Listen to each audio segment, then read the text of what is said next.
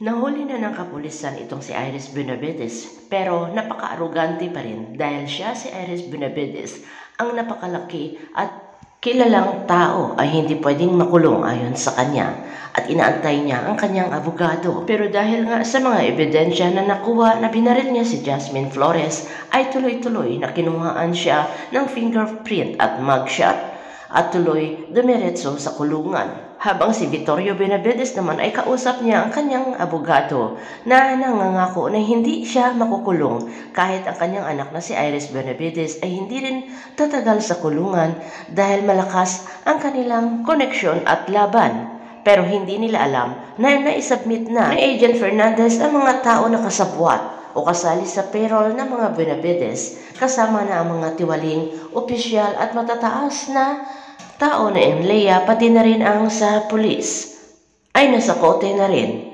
Pero ang iba ay hindi matanggap na makukulong sila kaya sila ay nagpakamatay. Pero namumroblema itong si Tyron De Vera dahil si Harry ay hindi pa nahuli.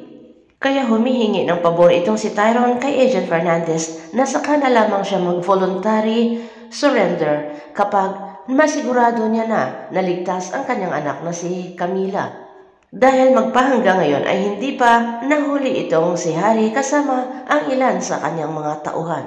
Samantala, gulat si Iris Benavides na makita si Jasmine Flores.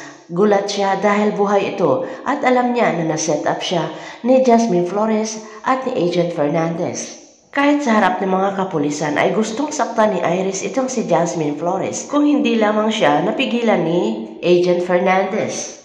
At para mailinis ang pangalan ni Jasmine Flores ay nagpatawag sila ng press conference na sinabi ni Agent Fernandez na walang sapat na ebidensya ang mga kaso na isinampa dito sa kay Jasmine Flores. Kaya idinismiss na at isang malaya na tao na ito si Jasmine Flores. At sa pag-interview dito sa kay Jasmine Flores ay sinabi niya na kailangan niya magsuot ng mask o gamitin itong si Lavender Fields na pangalan para makalapit siya sa kay Iris Benavides at makakuha ng ibang ebidensya para mailinis ang kanyang pangalan.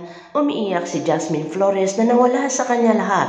Ang nanay niya na namatay, ang mga pasakit na binigay sa kanya ng mga Benavides at ang pagkakulong ng mga Benavides ay hindi sapat. Pero ayon kay Jasmine ay gusto niya nang mamuhay ng tahimik. Nanonood naman si Iris Benavides na ang tahimik na buhay na ibibigay niya dito sa kay Jasmine Flores ay rest in peace. Hindi nagustuhan ng kanyang abogado ang sinasabi ni Iris dahil ayon sa abogado, si Iris Benavides ay isang mabait na babae at hindi mamamatay tao na alam ng kanyang abogado na ginagamit ni Jasmine Flores ang mga salita o mga kataga na magagalit itong si Iris Benavides.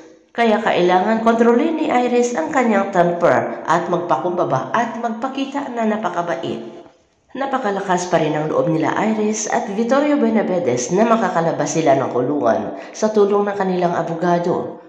Abangan na lang natin ang susunod na mga episode dito sa Lavender Fields.